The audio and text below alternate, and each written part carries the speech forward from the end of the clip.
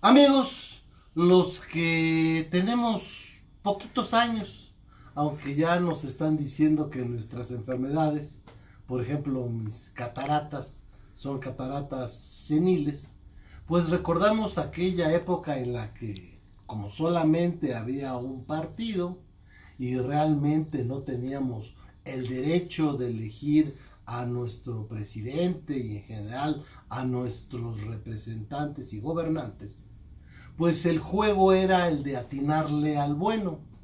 Ahora ya no podemos jugar eso en primer lugar porque ya no hay bueno.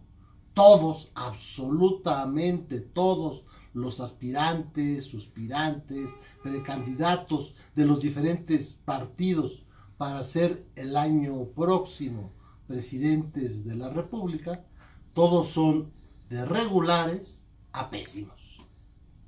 Y tampoco podemos decir que se trata de atinarle al bueno, sabiendo quién sería el candidato del PRI, porque a diferencia de aquellos años en que el candidato del PRI era seguramente el que iba a ganar, en este caso pues sabemos que no es así, que en estos momentos incluso hay encuestas en donde el PRI está en tercer lugar. Sin embargo, pues sí es muy importante saber, y sobre todo para los priistas, quién será su candidato. Por eso en estos momentos se lleva a cabo su 22 asamblea, en la cual están discutiendo sobre todo tres aspectos que son fundamentales. El primero tiene que ver con los requisitos para ser elegibles como candidatos. Era lo que antiguamente se llamaba los candados. Antiguamente en el PRI, pues simple y sencillamente los requisitos eran los que marca la Constitución, la edad, etcétera, y realmente no había más. Pero en el PRI empezó a darse una división entre lo que podíamos llamar los políticos de militancia partidista que habían ocupado cargos de elección popular, esto es que habían sido presidentes municipales, diputados, senadores, gobernadores, y por otro lado el ala que podemos llamar la ala burocrática, esto es los que empezaban, no sé, como directores generales, subsecretarios y desde luego secretarios de Estado.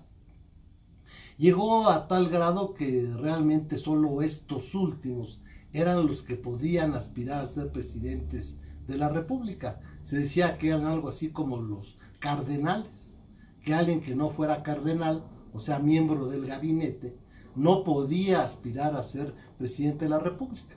Y esto pues lo fue como una práctica hasta la época del propio Ernesto Zedillo, y por ahí fueron secretarios de las diferentes dependencias los señalados como candidatos.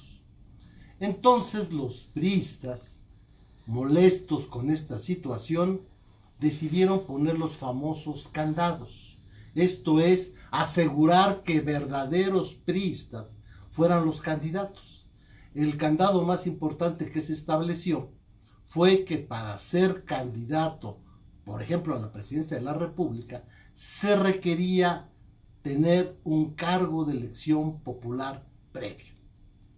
De esta manera fueron electos como candidatos el señor Labastida, que había sido gobernador, el señor Roberto Madrazo, que había sido gobernador, y Enrique Peña Nieto, también exgobernador. Sabemos que los dos primeros perdieron. Cuando recupera el PRI este lugar, se dan cuenta que este candado resulta muy inadecuado porque de los miembros del gabinete, solamente dos cumplían el requisito. El señor Videgaray, que había sido legislador, y el señor Osorio Chong, secretario de Gobernación, que había sido gobernador de Hidalgo. Y ante esto, y para evitar que se cerrara solamente la contienda entre ellos dos, se hizo el cambio en los estatutos y se quitó ese candado. Entonces quedó únicamente el de los 10 años de militancia partidista. Y esto es precisamente el candado que ahora se quitó. Ahora ya no se requiere tener esa militancia. Vamos, ni siquiera se requiere ser militante. Puede ser un simpatizante, alguien que diga, pues me comprometo a respetar, aunque nunca he sido priista, los estatutos y los principios y el programa del PRI, para poder ser postulado. Esto, por un lado, para muchos significa que claramente tiene una dedicatoria, y esta dedicatoria sería a José Antonio Meade, aunque también de alguna manera podría hacerlo al señor Nuño, que no cumplen, uno ni siquiera ha sido nunca priista, él incluso empezó en un gabinete cuando el presidente era de Acción Nacional, y que bueno, pues hay muchos que lo consideran el que podría ser el que lograra más simpatías, no solo dentro de los priistas, sino de muchos panistas y sobre todo de los grupos empresariales, y particularmente con muchas relaciones muy importantes a nivel internacional. Finalmente, pues recordemos que fue un canciller de nuestro país. El otro tema es quién va a decidir esta candidatura. No me refiero a lo formal, en donde también se establece en el estatuto una serie de formas de selección, que se abre una convocatoria, hay registros, se tienen que llevar las firmas, y eso quedó como un requisito, el que pues, los distintos sectores apoyen una supuesta candidatura, pero la verdad es que hay tres posiciones sobre la forma real. Uno es la tradicional, el célebre dedazo. Esto es que con una facultad no establecida en la Constitución, pero sí en la práctica durante muchos años, el presidente priista designaba al candidato del PRI a sucederlo. A veces se equivocaban y después decían me equivoqué, pero era obvio que así lo hacían. Incluso muchos como José López Portillo en sus memorias así lo confiesan. Esta posibilidad pues es la que muchos priistas sostienen y creen que es la que debe de seguir, que finalmente el señor Enrique Peña Nieto es el que tiene que decidir libremente, de acuerdo a su voluntad, quién es el que lo va a suceder, por lo menos el que va a ser candidato a sucederlo dentro de su partido. Sobre todo porque se vio que esta práctica les funcionó bien en el Estado de México, donde evidentemente el señor Peña Nieto fue quien decidió quién fue el candidato, y fue el señor Del Mazo, su primo. Otra posición es la contraria, la de decir que ahora sí el PRI debe ser democrático, que debe abrirse la posibilidad de una contienda interna real, en la que el presidente pues no sea más que un voto más de la República, y de esta manera pues se presenten candidaturas, se haya una campaña interna, y quien finalmente los militantes del PRI decidan, ese es el candidato. Y la tercera es la opción intermedia.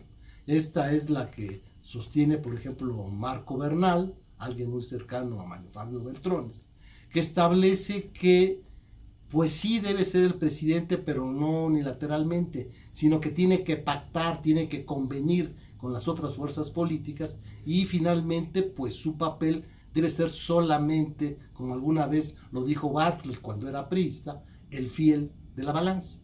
Esto es, llegar a los consensos, a los acuerdos, pactar las cosas y no decidirlo libremente, aunque al final sí tendría el voto de calidad. Creemos que lo que va a suceder es, lo primero, el presidente Peña no va a ceder esa facultad, y seguramente él, disfrazándolo de la forma que quiera, es el que va a decir, y finalmente es el juego del tapado, el juego del dedazo. E incluso algunos dicen que esta situación, este cambio que hablábamos de que pareciese que el candidato ya puede ser el señor Meade, pues es una forma de tapar al verdadero tapado, y simplemente pues que se abra la especulación para que finalmente el presidente Peña decida a quien quiera.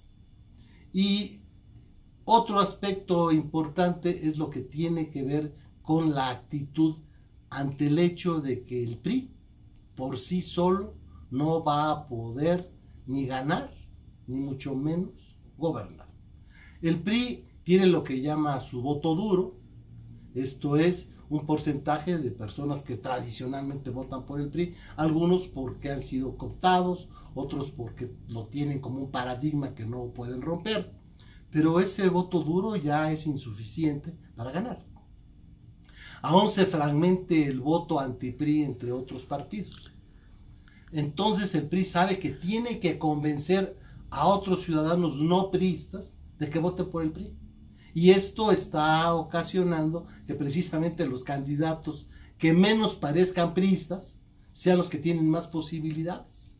Candidatos como el exrector, candidatos como el señor Meade, que tienen muy poco de priistas, que los militantes no los ubican como priistas, pero que tienen una cierta simpatía popular que podría hacer que si fueran ellos los candidatos no tendrían tantos contras como los que verdaderamente tienen los priistas verdaderos, los priistas, digamos, puros.